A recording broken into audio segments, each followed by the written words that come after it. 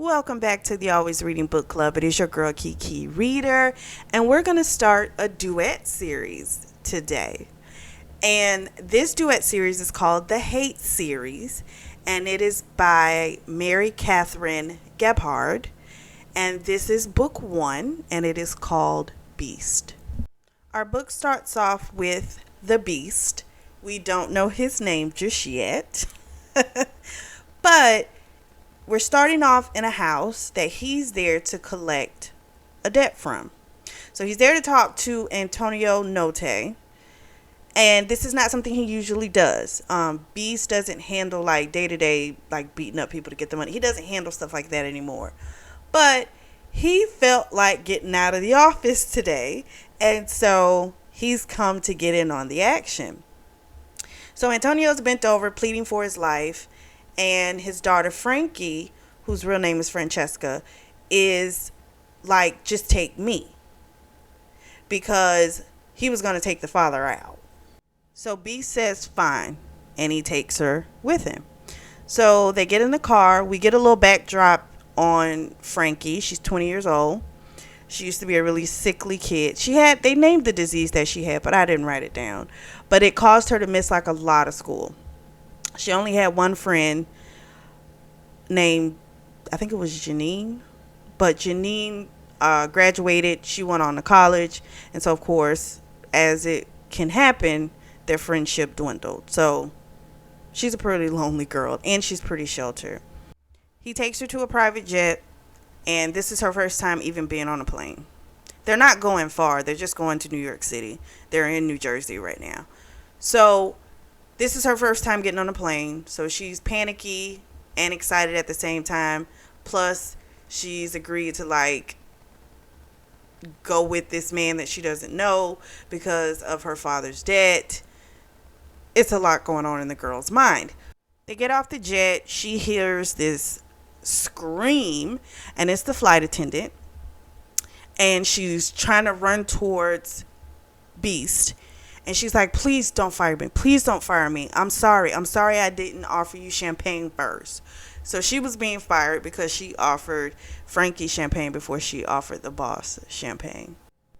They drive into the city. Of course, they have a driver to his penthouse in New York City. And of course, this place is huge, massive. She has her own room, or as she calls it, her jail cell. But it's, fit for a queen. It's beautiful. And so she goes, looks in the closet. She has all these clothes, like all this stuff, high end, jewels, beautiful things. And so he tells her, be ready for dinner in an hour, right? So she goes to the dining room. No one's there. So she decides she's going to wander around the house. Of course, she gets caught. And he's like, what are you doing out of your room? She's like, you told me to come for dinner. And so then he grabs her and he snatches the pendant off of her neck. She had picked like this little diamond rose pendant necklace to wear, and he snatched it off her. He's like, where did you get that from? She was like, it was in the jewelry box with everything else.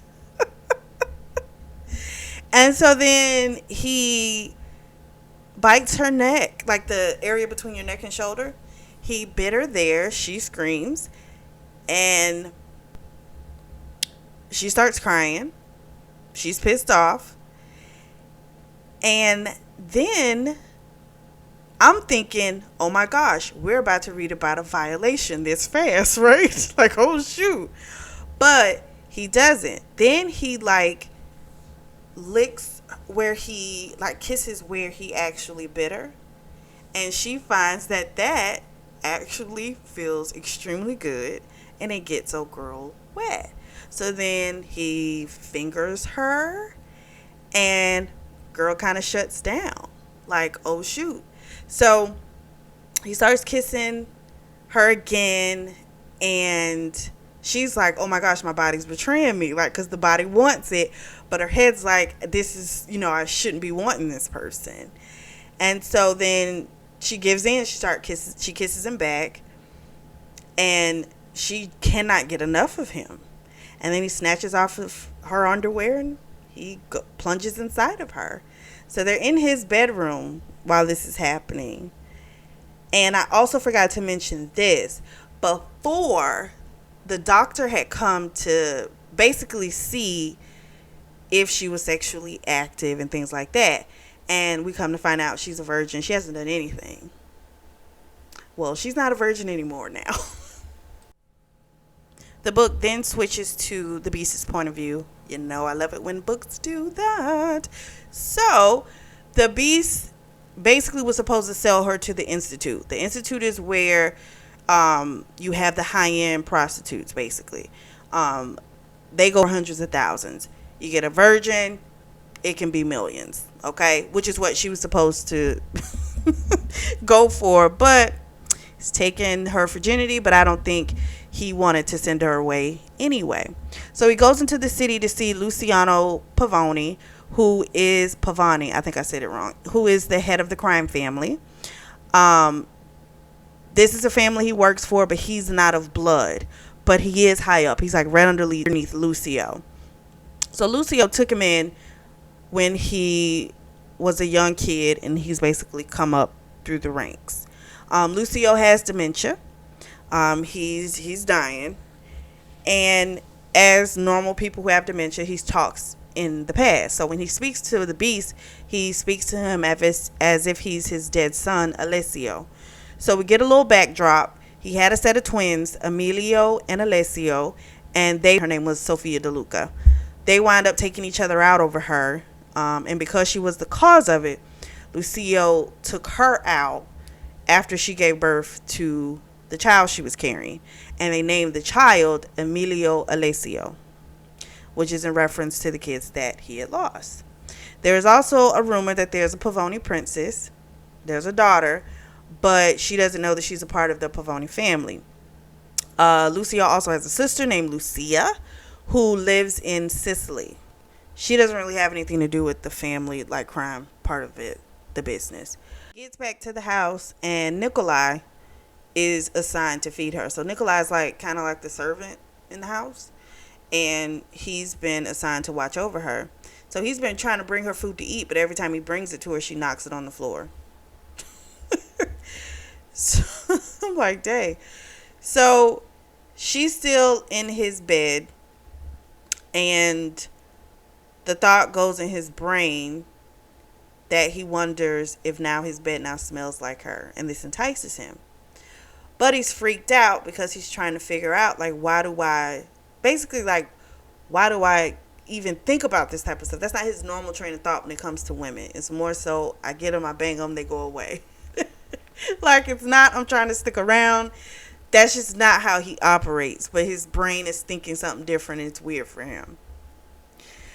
So he offers her an apple to eat, and she tells him no, and he tells her, you're going to wish you had said yes.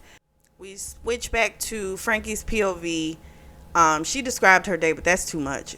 That's too much. We're not going to do all that. When he left the room, he came back not too long after, and he took her into a cold room that had nothing in it but like a chair. And this is a New York City winter, okay? All she had on was the dress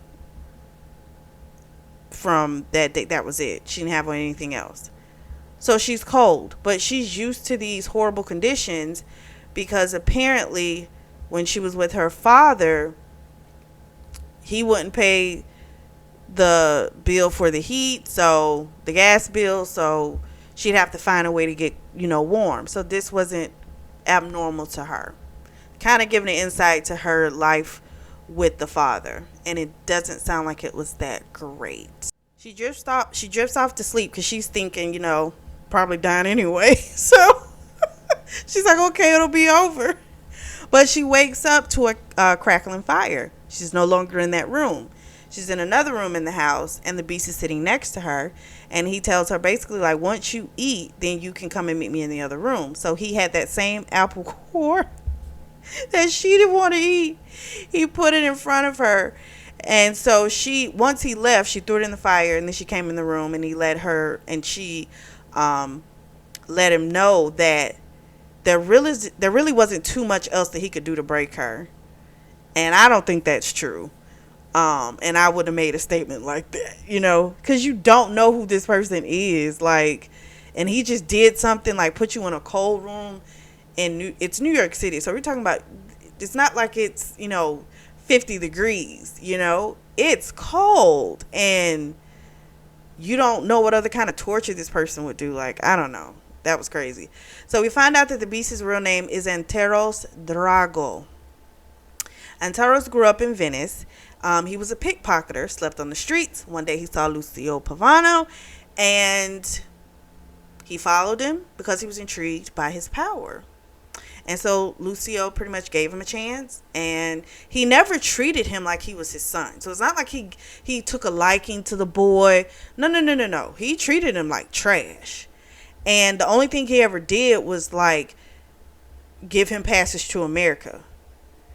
And once he got here, he took advantage of it. He made a name for himself. He became ruthless and, all the kind of stuff to get into the position that he was. So none of that was given to him. So he is the head of his group is called the Wolves. The council will not deem him the boss of that family, even though naturally the one, the underboss, that's the person that's gonna, take over. But they won't recognize him because he's not of the Pavoni blood or one of the other family's blood. He's not in that bloodline, so they don't want to give it to him. So that's a big issue. So that's where the remember Emilio Alessio, the son, he comes into play, because if he's supposed to be a part of the Wolves. So this is all about trying to legitimize them, as well as like get the council to accept that he's the one that's supposed to be the boss. The Emilio guy, like, he wants a war. He's all about, let's just, basically, let's take them all out, and then we don't have to worry about anything. I'm like, oh my gosh. So after he leaves, he comes back to the house to see Frankie, and earlier that day he had put a butt plug in her, a vibrating butt plug. And so when he went to go see her, she had already took it out, but it was sensitive back there still, so clearly she had left it in there for a little while. So he's talking to her, and she winds up throwing up on him, but she didn't mean to. It came out of nowhere. And she was like, oh my gosh, I'm so sorry. But actually, she didn't even say she was sorry. She just looked at him with like the look of I'm sorry, but she never said it. So he's like, go clean yourself up and wear something nice. And he's like, wear the lingerie I lay out for you as well. So they go to this underground club, super hot, super trendy. He owns some high-end clubs as well. But this is like the trendy club. And so he goes in the back office to meet with the Wolves. And there's one guy called I forget the other one. They have a few names. Crazy A. I think one's name's Arlo. It's a few names they have. And so they're discussing the deal, and they're also discussing like, okay, well, the virgin girl, like, when are we going to send her to the institute? And he's like, she's no longer a virgin, she's not going to the institute. So that means he's now going to have to pay the debt that the father owed, however much that was. I don't remember them ever saying how much. And he's going to have to pay for what she would have went for, which is going to be a few million. But what's done is done. So then he starts to finger her in front of them, because he's the boss. He's got to look a certain way. And as far as they know of her, like, she's just supposed to be like this slave, right? She's not supposed to mean anything. And he's doing things that are out of character, and he knows that. So he's got to try and make them think this woman means nothing.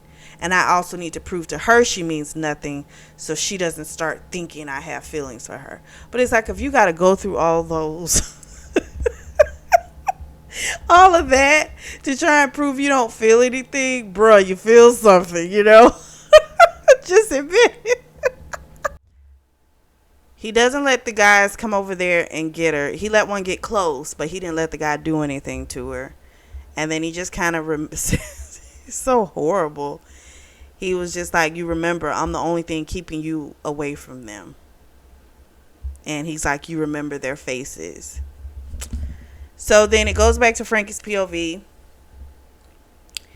And we do find out that she was turned on by the fact that there was other people watching.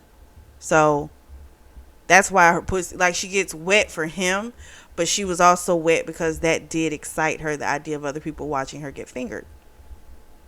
Listen, your freak is your freak. It is what it is. But she doesn't have any experience, so she's just kind of learning this stuff as she goes.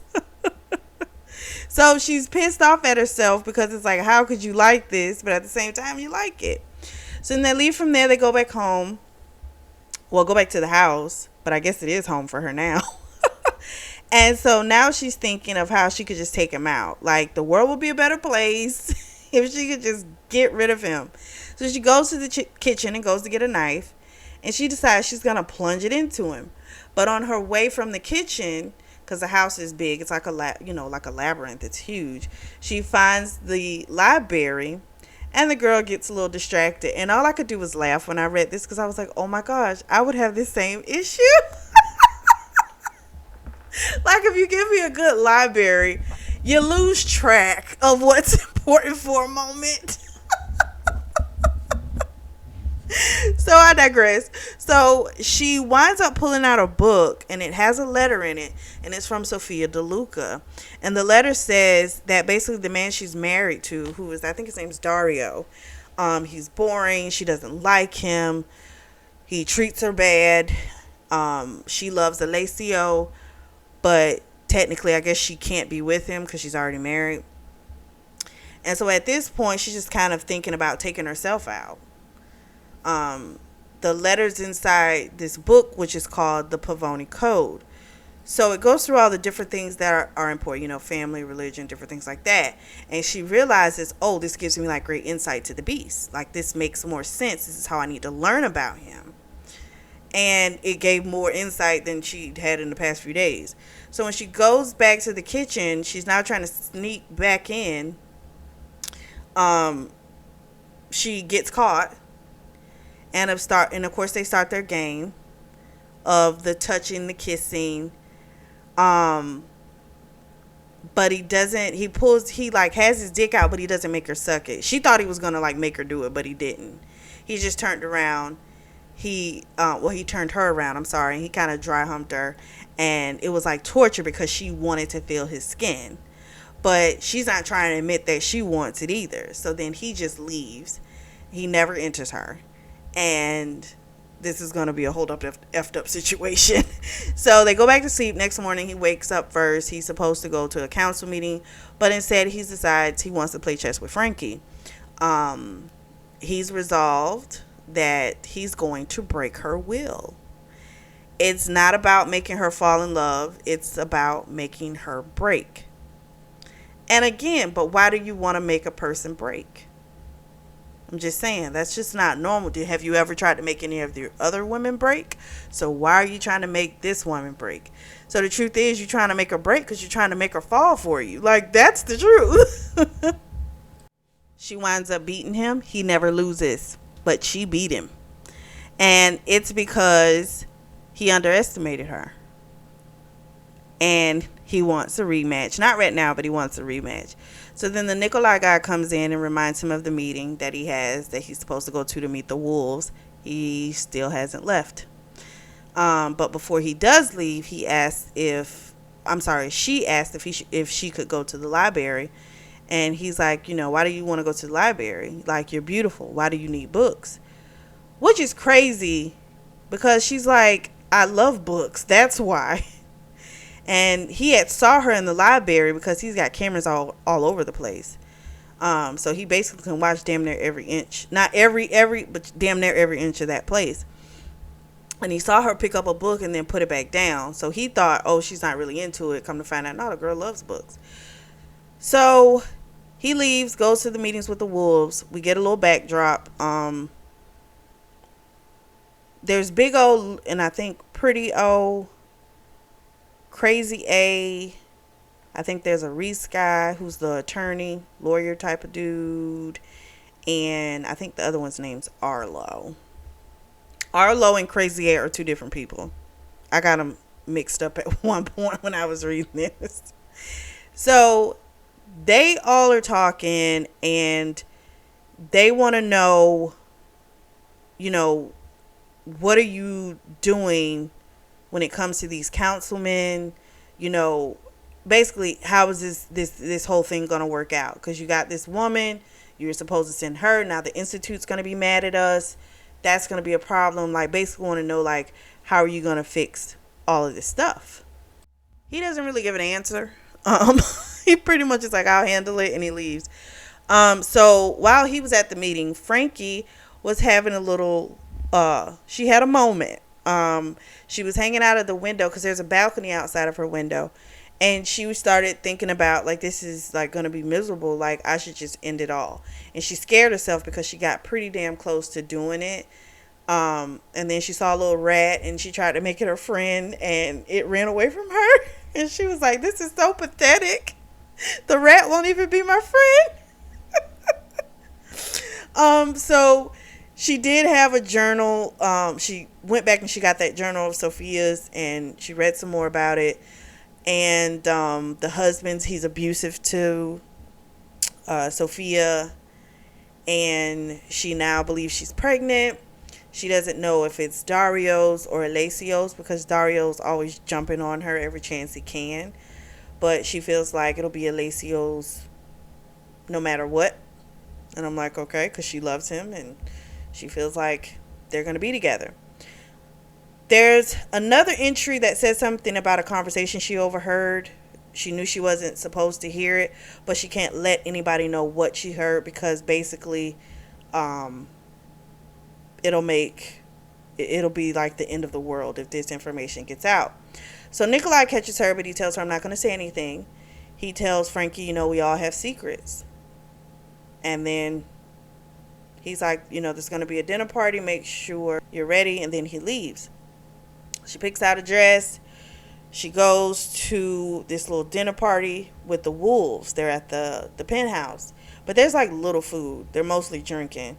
And so she goes to the bathroom, and one of the guys named Arlo is outside of the bathroom when she comes out, and he tries to grab her. She kicks him. She even hit him in the nuts. But he was a little stronger than her, and he threw her. She wound up hitting her head on the toilet, and he was just about to violate her when Beast walked in. And she saw a whole nother level of fury in that man's eyes. He snatched up Arlo, and the dude was like, she's just a slave, like it doesn't matter.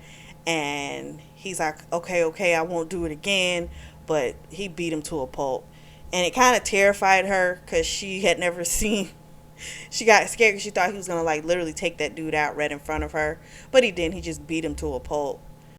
The Beast picks her up, and he takes her back to her room. He leaves her.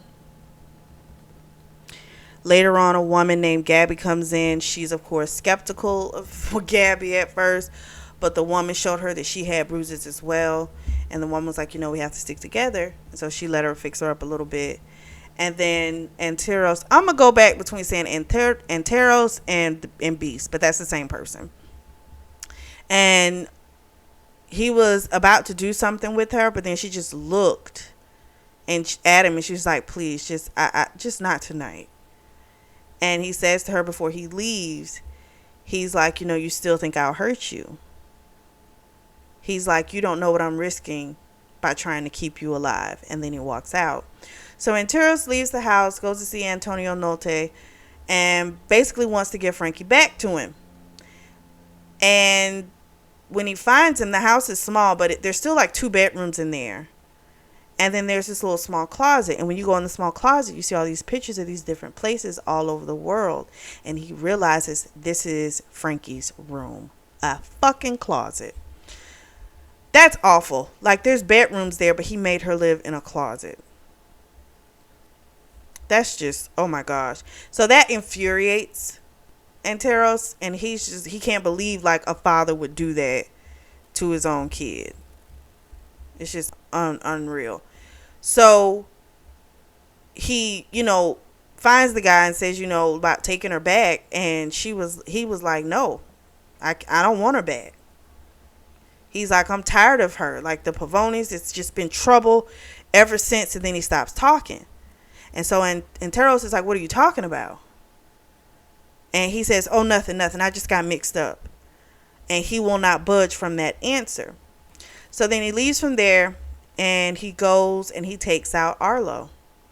And he had already effed him up to the point where like one of his eyes was about to pop out, was like half out. And he finished the job. He cut the dude's dick off and shoved it in his mouth. So he took him out. Then after he left from there, he went to go see Lucio to see if he could give some type of information. But Lucio was kind of in and out, and he couldn't provide too much. Dario DeLuca, who's the man that Sophia in those letters was married to, he is, walking past and basically just says to him, it's just an urban legend. It's not true. Some people think it is, but it's not really true. But I'm like, I don't know. I feel like it's, what the father said. I was like, there's some credence to this. I don't know. I don't think this is just what's the word? Just a urban legend. I don't think so. When he gets back to the house, he goes to the library because he knows that's where she's going to be.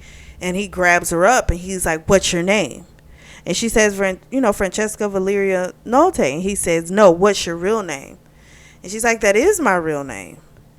And she's like, you're crazy. Like, what are you doing? And he's becoming more frustrated. And then he goes and meets with Emilio. And they talk about, are you, she can still be sold to the Institute. It's just that she won't get as much of a price. Apparently there's someone in Africa that wants to take her off to, take her. But he's like, nope, it's off the table. So this is going to be interesting. So Gabby comes over and they're sitting outside of her room because she has like a little balcony. They're having hot chocolate. We find out that Gabby was a child bride. So she's 18 now. So she's been married for 4 years. Yuck. So she's also getting abused at home. She confides in Frankie that, she's pregnant now. And she's kind of gotten the resolve that she wants to leave. So she also tells Frankie, there's cameras everywhere. That's why he knows what you're doing. You can see them. They're like these little black things. She's like, if you pay attention enough, you can see them. And she also tells her, play your part. It'll make your life easier. Which is the same thing the Nikolai guy had told her as well. So she wants some more hot chocolate. Gabby says, let the boy do it. And she's like, I can get my own. So she goes in the kitchen, runs into Nikolai. He, of course, is like, I've been deleting footage of you, so that you don't get in trouble. But you need to let me do my job. And you need to follow the rules. It'll make life easier. So she hears them, but she wants to do whatever it is that she wants to do. But I'm like, that doesn't make sense. You know what I'm saying? Like, it would be different if she was used to being treated well and used to this, just a different type. But you're not used to that. You had a father that treated you like trash. And so now you have people, like there's someone in the house that will do the things for you. And you want to fight it for what reason? Like, that's the part I'm like, independence for what? To go get hot chocolate? That's not going to make your life any easier there. Like, this is a game at this point that you're trying to survive. And it's almost like, and I get it, she's naive, she doesn't have any experience. But I don't know, I just kind of feel like you're naive when it comes to men, but you ain't that naive when it comes to like how bad stuff can be in a household. So, I don't know. Her mindset is just a little like, I get independence again. I get that. But this is more so you just trying to not do. If he says this is a rule, you're just trying to make sure you don't do what that rule is. This is just about you being defiant. And you feel like being defiant gives you some type of power. And okay, if you feel that way, okay. But then you also have to deal with, if there's consequences, you're opening yourself up to like consequences that for getting, I'm just saying, to get hot chocolate, I'm sorry, not that she got punished for that, but I'm just saying the stuff she tries to fight for is the stuff that's like, girl, this is not worth it. She leaves from Nikolai, and then she goes to listen outside of his office because she hears voices, and she's listening to the conversation, and he's in there with the other wolves. And so one of the guys said something about like what happened to the Arlo dude, and he says, because they basically like, we know it was you, right? Because you cutting his dick off and sticking it in his mouth, clearly that was you. And he just said he touched something that wasn't his. That's all Entero said. And then he said, someone needs to be sold to Africa. And now that's off the table, like, this is going to cause a big problem. And then, of course, she gets caught by Anteros and dragged to her room. And he ties her up. He has her hanging from the ceiling. I think he had her hanging. And she screams. And then he puts a gag in her mouth. And it was just too much. And guess what? When he took his dick out, he didn't put it in her. He just started stroking it. Her pussy got all wet. But he didn't come. He just stroked it just to make eye contact with her. And she was like, damn it. He made eye contact and it felt like a piece of her was taken. So that evening, they're going to have a little dinner party at the house. It's going to be Gabby and her husband, Giovanni. And so she comes downstairs. They have this dinner party. Giovanni is absolutely horrible. Tells Gabby, you can't eat unless he tells her to. Pours most of the food that she had in his plate and was like, I got to keep her thin. He was just awful. They leave the table. They're having a conversation. And Frankie's actually and Ontario, they're like making out, and then they hear this loud scream and this thud. So Giovanni done threw the girl down the stairs.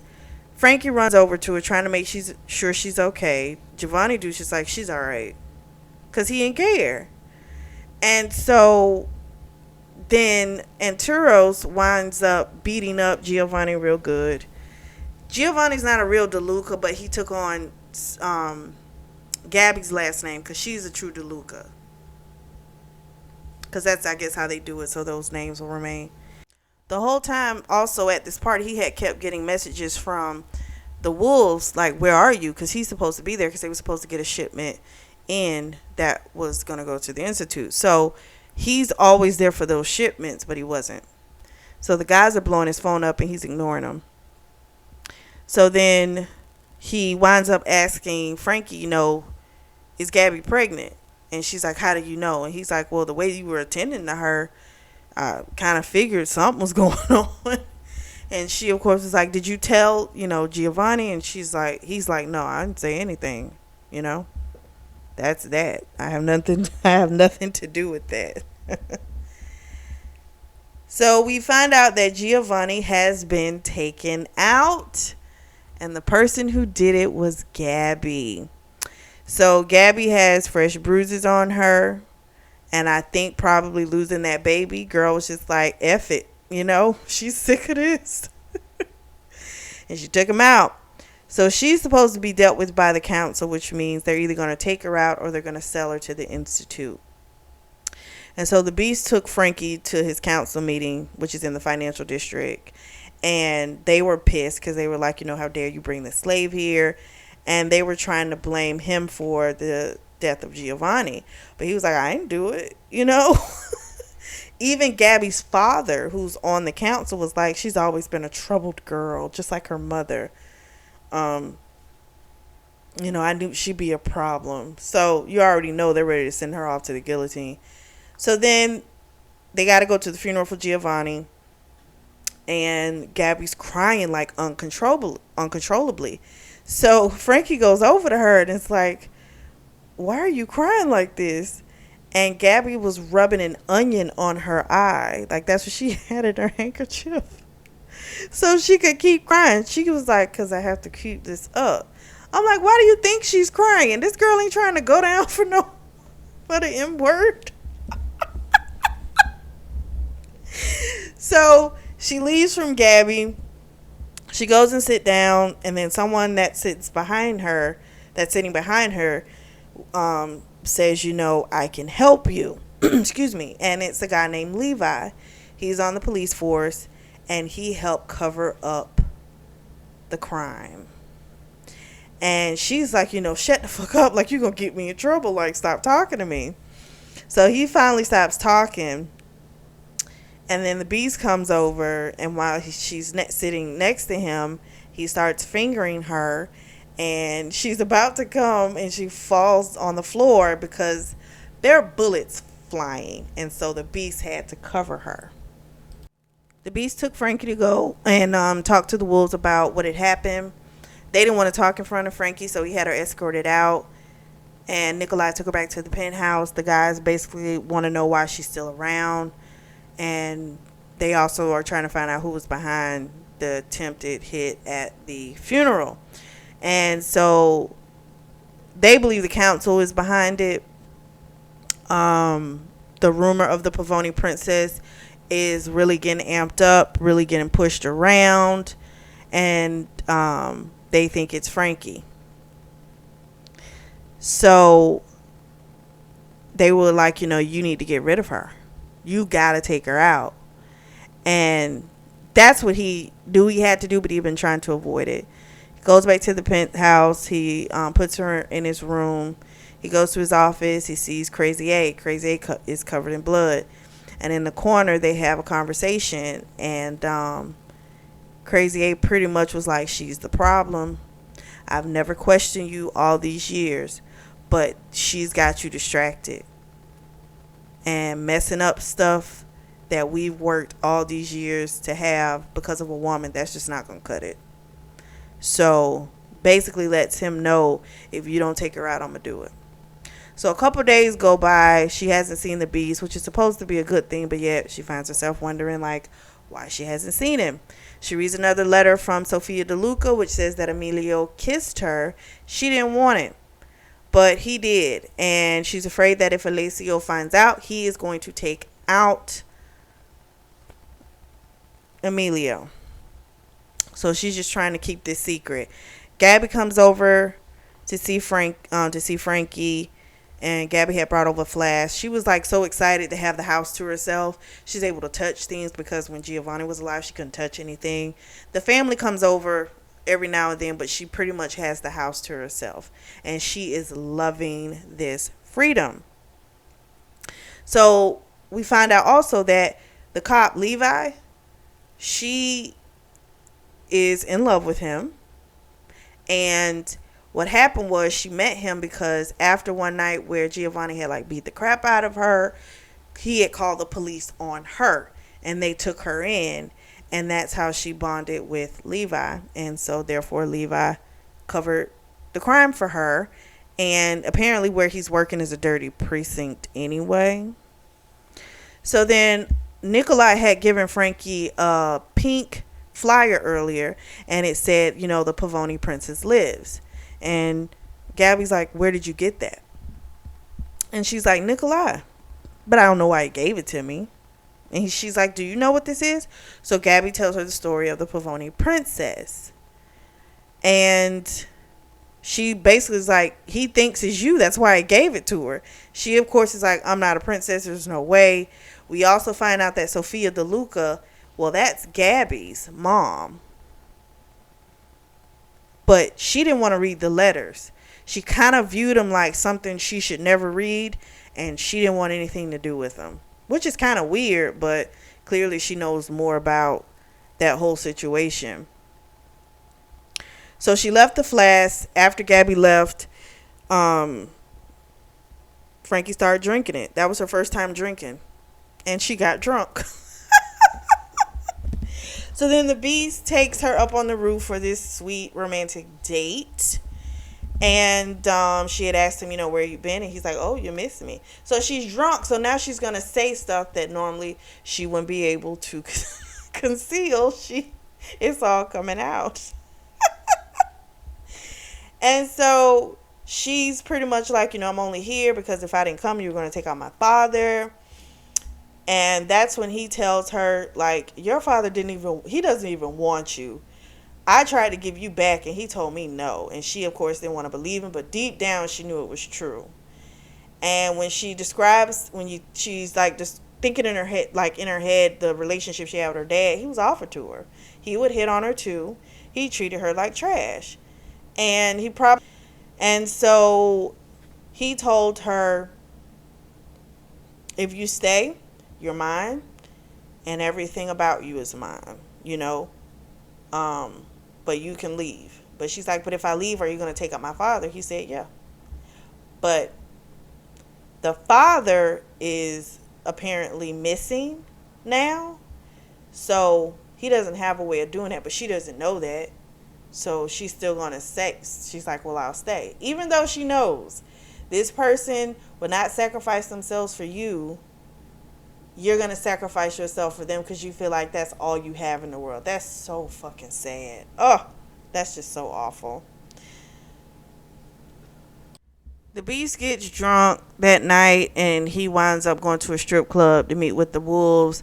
He let some woman suck his dick, but he couldn't even get hard. He just could get this.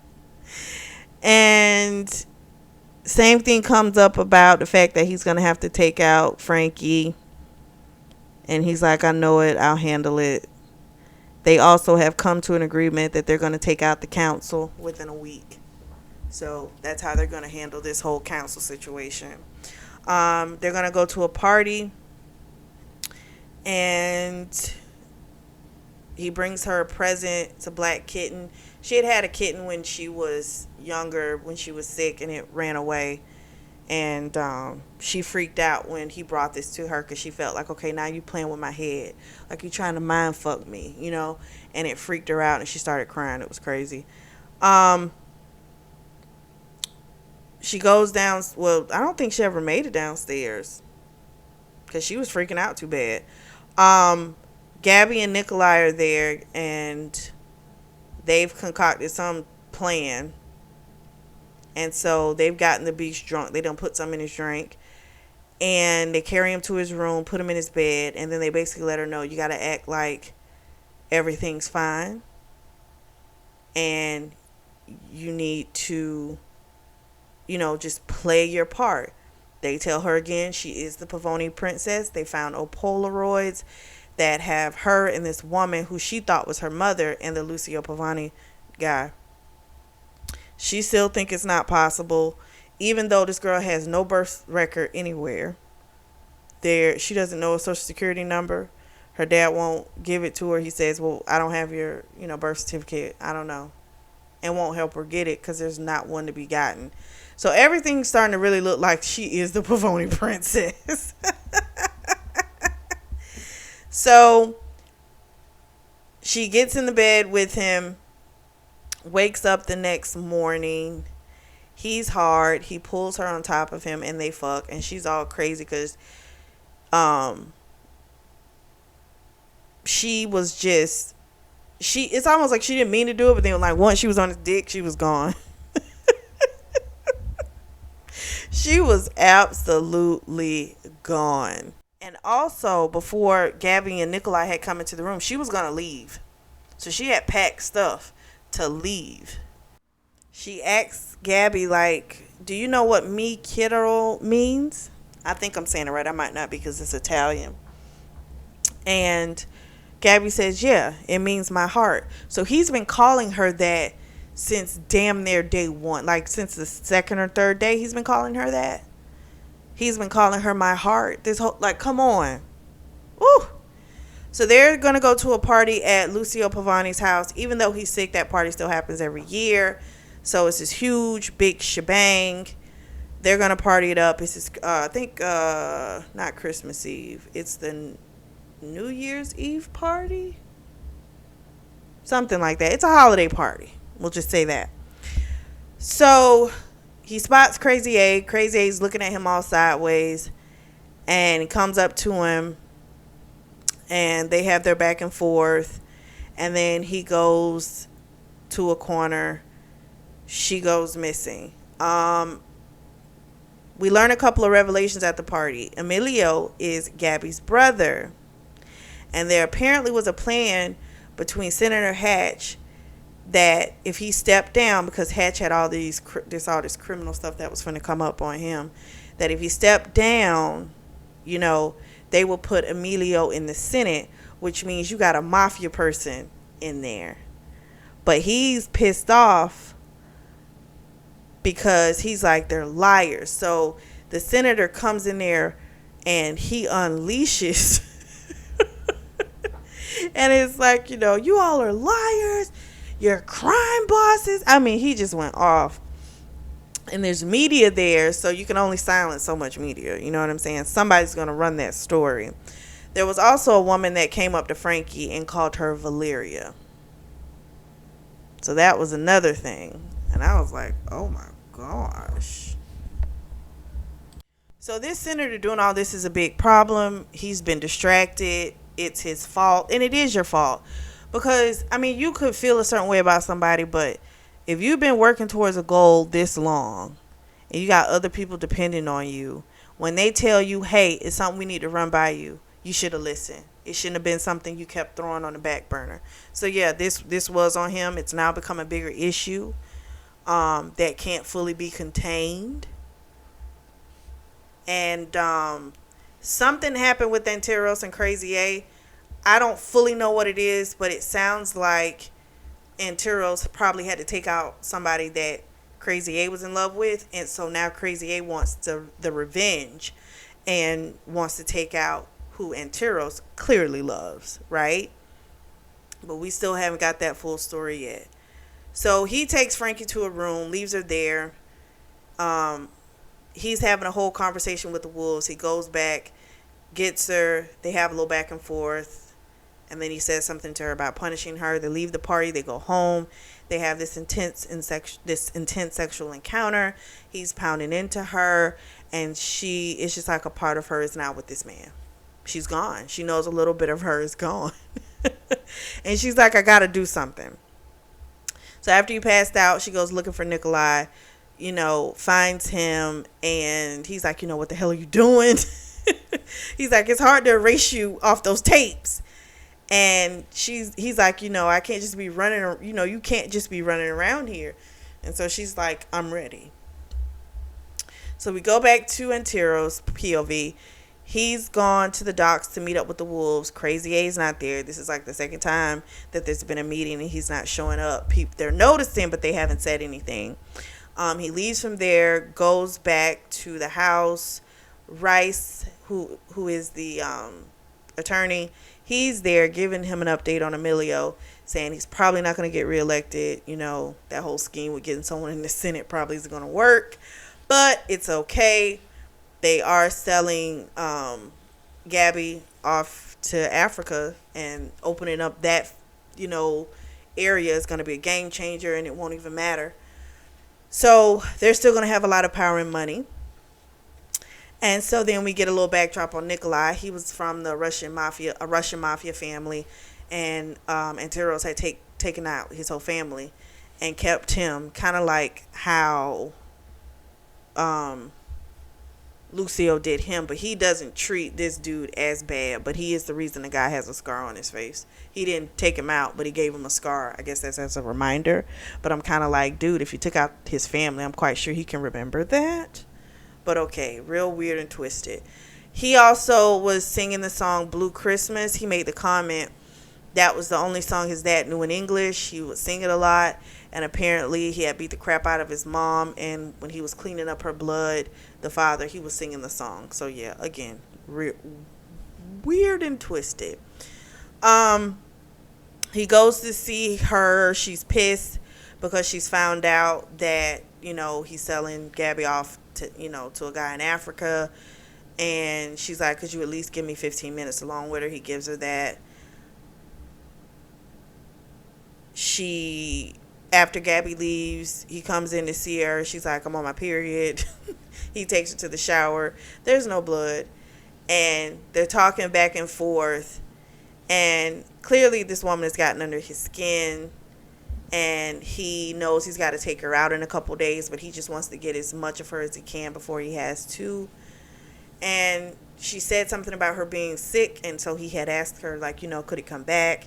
And she was like, no, not really. And then he got pissed because he noticed there's no blood in the shower. And he's like, you lied to me. And he left. So Nikolai takes her to the park, and the Levi guy shows up, and he's telling her, I can get you out. There's good people in the precinct, all this type of stuff. But he says, I know you and Gabby are working on something, because she stopped returning his phone calls.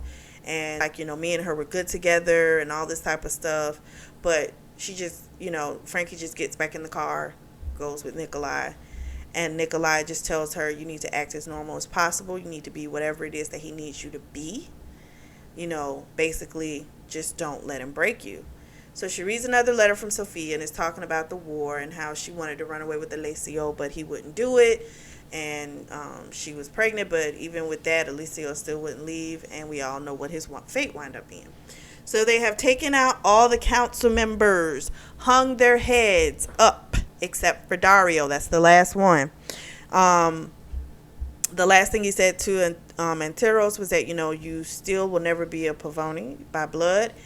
And then he slit his neck. Crazy 8 didn't participate in any of the activities. He said he was going to take out the girl. And so the guys are like, you still haven't done it, boss? And Anteros is like, I'm going to do it tomorrow. So Crazy 8's looking at him, and he's like, I'm going to make you shoot her. It was clearly, I'm like, oh my gosh, this has got to be a crazy story of what happened with Crazy 8's girl. So then he goes home, and him and Frankie wind up having this intense fuck session.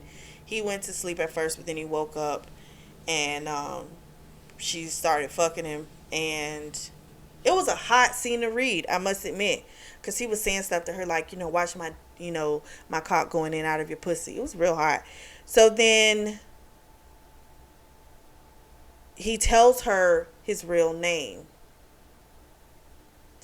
and he says it's Anteros, and he says, say my name. And so she said it. So that day he takes her out to Times Square. He had rented a hotel in Times Square as well.